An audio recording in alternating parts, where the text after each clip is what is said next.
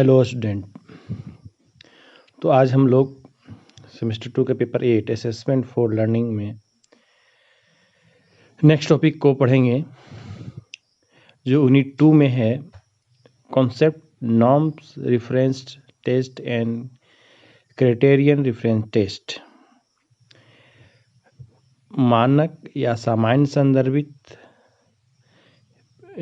मूल्यांकन या परीक्षण या निकष या मानदंड संदर्भित मूल्यांकन या परीक्षण के बारे में हम लोग आज जानेंगे। तो आगे बढ़ते हैं हम लोग। इसमें कहना है कि जो मूल्यांकन है या असेसमेंट, इसको हम लोग बोल सकते हैं, टेस्ट का भी वर्ड का यूज करते हैं, इवैल्यूएशन वर्ड का भी यूज करते हैं। तो हम लोग मुख्य रूप से इसमें जो नॉर्म रेफरेंस असेसमेंट या नॉर्म रेफरेंस टेस्ट है, उसको जानने से पहले हम लोग थोड़ा सा आकलन के बारे में या मूल्यांकन के बारे में समझते हैं कि असेसमेंट और test refer to the method used to determine achievement of learning outcome। मूल्यांकन या परीक्षण सीखने के परिणामों की उपलब्धि को निर्धारित करने के लिए इस्तेमाल की जाने वाली विधियों को संदर्भित करता है। यहाँ कहने का मतलब यह है कि जब हम बात करते हैं, सबसे पहले हम बात करते हैं जब आकलन की, तो आकलन किसी भी शैक्षिक परिदृश्य में जो क्रिएटिंग या आउटकम है, लर्निंग आउटकम है, जो लर्निंग आउटकम होते हैं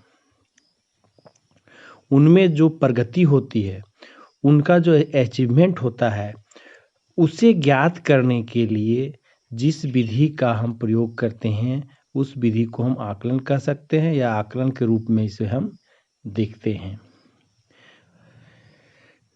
फिर इसमें देखिए नेक्स्ट लाइन है, assessment is the systematic collection and analysis of information to improve student learning. छात्र के सीखने में सुधार के लिए व्यवस्थित संग्रह या सूचना के विश्लेषण के रूप में मूल्यांकन करना। मतलब यहाँ कहना है कि जो आकलन होता है, जो भी हम लोग अचीवमेंट का जो आकलन करते हैं, वह बहुत सारी सूचनाओं का, जो परमाणु का इकट्ठा करते हैं, सूचनाओं या परमाणु को इकट्ठा करते हैं, संग्रह करते हैं, उनकी हमको एनालिसिस करनी पड़ती है, उनकी हमारा व्याख्या करनी पड़ती है। तो इस नेक्स्ट लाइन में है, a frame of reference is required to interpret assessment evidence. मूल्यांकन साक्ष्य की व्याख्या के लिए संदर्भ एक फ्रेम की आवश्यकता है। यहाँ कहने का अर्थ है कि जब हम सूचनाओं का संग्रह करते हैं, जब हम कोई इंफॉर्मेशन का कलेक्शन करते हैं, तो उसकी तो हम कहीं ना कहीं उसे व्याख्या करते हैं, तो उसे व्याख्या करना चाहते हैं, तो उसके लिए हमें एक कोई मानक बिंदु चाहिए कि हम किस आधार पे, किस फ्रेम पे हम उसकी व्याख्या करें। कोई एक मानक बिंदु चाहिए, कोई एक रेफरेंस चाहिए, ताकि हम उसकी क्या करें, विवेचना कर सकें। तो इसी के आधार पे हम देखते हैं कि विवेचना करने के लिए हम दो अप्रोच की जरूरत आधार पे हम इसके दो अप्रोच के स्कोर की विवेचना करते हैं, या कह सकते हैं कि जो हमारी सूचनाएं होती है, जो हमारी इंफॉर्मेशन होती है, उसका एनालिसिस करते हैं। और या दो अप्रोच हमारे हैं, two approach for interpreting assessment, आकलन समझने के लिए दो दृष्टिकोण है। इन्हीं दो अप्रोच को हम नॉर्म रेफरेंस असेसमेंट टेस्ट, इसे हम शॉर्ट में NRA या NRT के नाम से भी जानते हैं, या criterion reference assessment test CRA या CRT। क्राइटेरियन या क्राइटेरिया के नाम से हम जानते हैं। तो आगे हम लोग इसको समझेंगे कि नॉर्म रेफरेंस टेस्ट का कॉन्सेप्ट क्या है और क्राइटेरियन रेफरेंस टेस्ट का कॉन्सेप्ट क्या है। तो NRA मतलब नॉर्म रेफरेंस असेसमेंट या NRT नॉन रेफरेंस टेस्ट, दोनों एक ही वर्ड है। आपको अनेक जगहों में या देखने को मिलेगा, कहीं पे टेस्ट है, कहीं पे असेसमेंट, कहीं पे एवोल्यूशन। लेकिन इसका जो मूल कॉन्सेप्ट है, मूल अवधारणा है, वह है नॉर्म रेफरेंस। तो हम लोग नॉन रेफरेंस की बात करते हैं या मानक या सामान्य संदर्भित के संबंध में बात करते हैं कि norm referenced assessment that compare test taker performance to each other.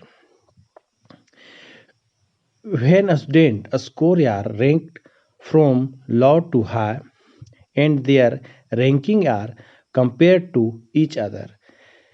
यहाँ कहने का अर्थ है कि जब टेस्ट देने वाले सभी विद्यार्थियों और अभिभार्थियों का उनके स्कोर को उनकी से हम कंपेयर किया जाता है, उनके स्कोर को कंपेयर किया जाता है या तुलना की जाती है, आकलन किए जाने वाला हम NRA या NRT कहते हैं, कह सकते हैं। मतलब इसमें जो भी विद्यार्थी और स्टूडेंट होते हैं, उनके जो भी स्कोर होते हैं, ग्रुप में एक दूसरे से तुलना की जाती है। इसका मेन कॉन्सेप्ट है। इसमें there is no attempt to interpret the score in term of what a student now and can do, except in the limit sense that a student performance is typical of other low, middle and high performance student in the group। यहाँ कहने का अर्थ है, इस आधार पर हम score को नहीं जानने का प्रयास करते हैं कि कौन अभ्यर्थी किसी खास या कौशल ज्ञान का प्रदर्शन कर रहा है। मतलब किसी खास या किसी व्यक्तिगत विशेष का हम जानने का प्रयास नहीं करते हैं, बल्कि यह जानने का प्रयास करते हैं कि समूह में कौन कौन से बेहतर परफॉर्मेंस कर रहा है। मतलब एक ग्रुप की बात करती है। इसे हम लोग रैंकिंग या ग्रेडिंग या पोजीशन, जैसे कोई रैंक दे देना क्या, या कोई A grade, B grade, C grade दे देना, position first class, second class, fourth position, second position इत्यादि से इसको कुछ डिवीजन या एवरेज औसत रूप में हम इसको प्रदर्शित कर सकते हैं। परसेंटाइल 74% परसेंटाइल या 75 95 परसेंटाइल, मतलब इतना 74 का मतलब या 75 पे जो भी परसेंटाइल देते हैं, मतलब उससे वह उस समूह से उतने समूह से ऊपर है, मतलब 74% से वह ऊपर है। इस तरह से हम लोग इसको एथी कर सकते हैं। इसको और हम लोग विस्तृत रूप से समझने का प्रयास करते हैं और थोड़ा और साधारण रूप से अगर समझने का प्रयास करते हैं तो it is use to ascertain an individual status with respect to the performance of other individual on that test। It compare a student performance against the performance of the peers या classmate। जब class के अंदर इसको समझने का प्रयास किया जाए कि जब क्लास के अंदर बच्चे टेस्ट देते हैं या कोई परीक्षा देते हैं, तो बेसिकली इसके अंदर क्या होता है कि एक दूसरे से तुलना की जाती है, बच्चों के बीच में तुलना की। ये भी कह सकते हैं कि इसके अंदर एक रैंकिंग का सिस्टम होता है कि रैंकिंग का सिस्टम होता है। और इसके अंदर बच्चों के जो मार्क्स या परफॉर्मेंस होते हैं, जो क्लासरूम में बैठे हुए बच्चों के बीच के साथ एक क्लासरूम में जो अन्य बच्चे हों, सभी बच्चों के साथ एक तुलना की जाती है। मतलब इस टेस्ट में सभी बच्चों का एक तुलनात्मक होता है, ग्रुप में होता है कि कौन सा फर्स्ट रैंक आया, किसी का सेकेंड रैंक आया, थर्ड रैंक आया। It refer to the standardised test that are designed to compare and rank test taker in relation to one another। It report whether test taker performance is better of whose than a hypothetical average student। मतलब जब यह test लिया जाता है तो एक मानकीकृत होता है, टेस्ट क्या कहता है, एक मानकीकृत और बच्चों को रैंक दिया जाता है, और वह सभी बच्चों का एक एवरेज औसत स्टूडेंट के बीच में कि यह स्टूडेंट औसत बच्चों से एक औसत रेंज या औसत रैंक को निकाला जाता है इसमें कि अगर 100 बच्चे हैं तो उसमें से कौन बच्चा फर्स्ट क्लास है, कौन औसत से अधिक है, कौन औसत से कम है। इस टाइप का इसमें रैंक का रूप में हमको कर सकते हैं। इसका उपयोग मुख्यतः जनरली हम लोग देखते हैं एग्जाम्पल के रूप में कि non reference test have historically been used to make distinction among students obtained for the purpose of course placement, program eligibility और school college institute university admission. मतलब यहाँ सीधा सीधी कहने का मतलब है इस टेस्ट का प्रयोग हम लोग स्कूल या कॉलेज या यूनिवर्सिटी के एडमिशन के रूप में या इसे डिस्टिंक्शन मार्क्स के क्या फर्स्ट क्लास मार्क्स में एडमिशन के लिए इस तरह का प्रयोग किया जाता है, इसका यूज किया जाता है एनआरटी नॉन डिफरेंट टेस्ट का। अब मेरा इसके बाद नेक्स्ट आता है CRA या CRT। मतलब यहाँ पे हो गया कि क्राइटेरियन रेफरेंस असेसमेंट या क्राइटेरियन रेफरेंस टेस्ट। या क्राइटेरियन के मतलब इसका सिंपल एक क्राइटेरिया वर्ड है, क्राइटेरिया किसी चीज़ की क्राइटेरिया को फिक्स कर देना। मतलब यह एक ऐसा असेसमेंट है जिसमें पहले से ही कोई क्राइटेरिया फिक्स होती है, सेट होती है, उसी क्राइटेरिया के आधार पर उसका टेस्ट लिया जाता है कि वह इस क्राइटेरिया को पार करेगा, उस टारगेट को पार करेगा तभी वह सफल होगा, और नहीं पार कर सकता है, नहीं वह उतना रह सकता है तो वह असफल होगा।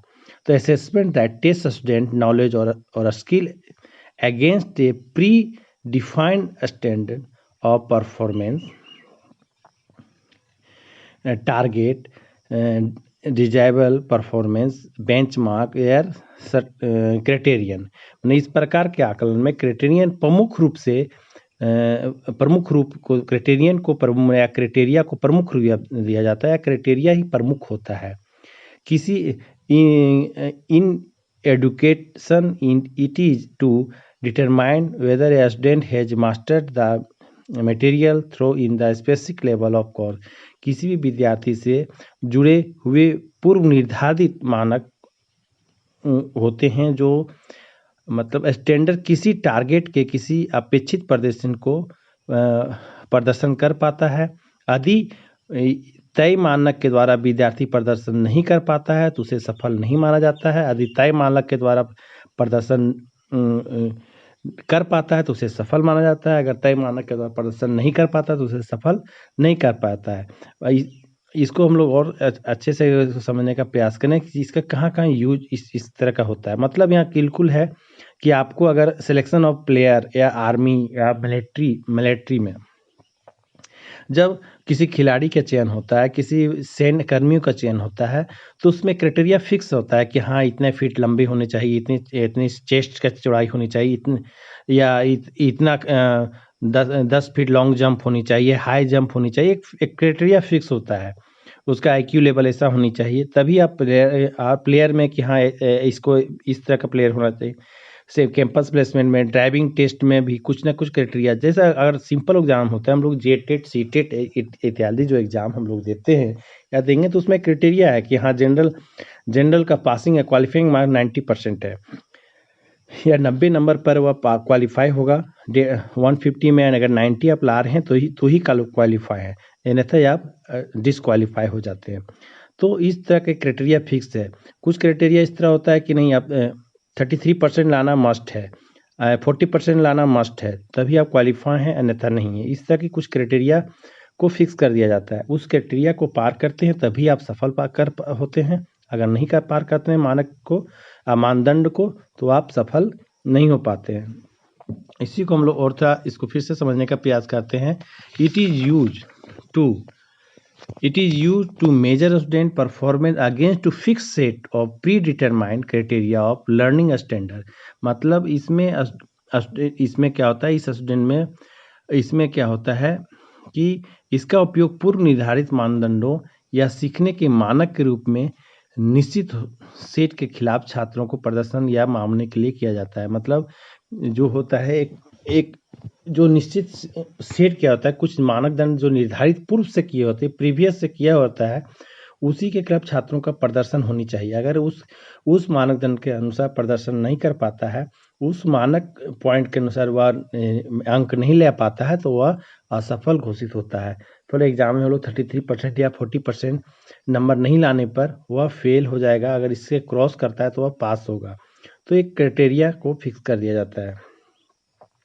These are used to evaluate whether students have learned a specific body knowledge, acquired the specific skill or not। मतलब इसका उपयोग यह जानने के लिए किया जाता है कि छात्रों ने जो ज्ञान का एक विशिष्ट सीखा है या एक विशिष्ट कौशल हासिल किया है या नहीं। मतलब स्टूडेंट टीचरों के द्वारा जो पढ़ाया गया, जो बताया गया, तो वह कहाँ तक सीख पाया है, उस जो हम पढ़ रहे हैं उसका स्पेसिफिक नॉलेज हो पाया है या नहीं हो पाया है, स्पेसिफिक उद्देश्य, स्पेसिफिक एम्स को, ऑब्जेक्टिव को प्राप्त कर पाया है कि नहीं कर पाया है। तो इस टाइप को टेस्ट करने के लिए इसकी यूज टीचर लोग करते हैं, किया जा सकता है।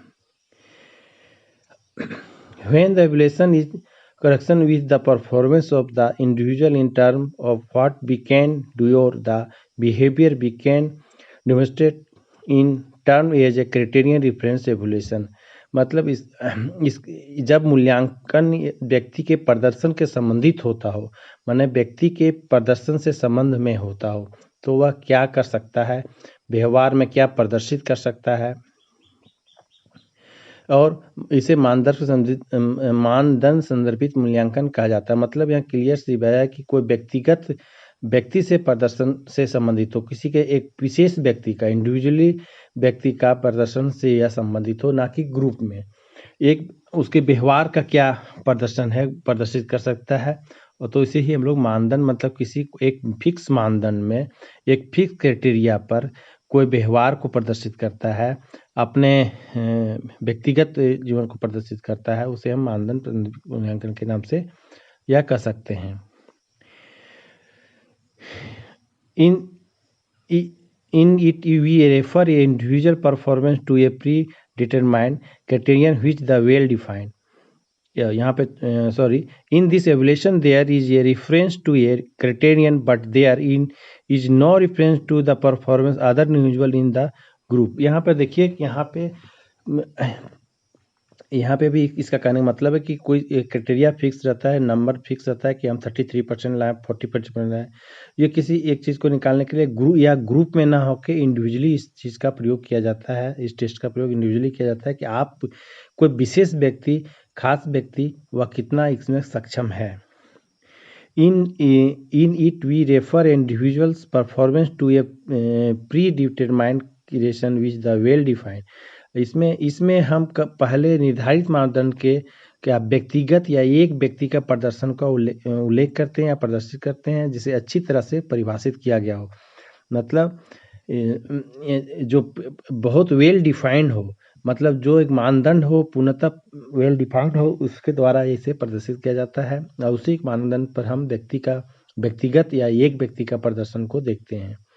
It is used a certain individual status with respect to a defined achievement domain।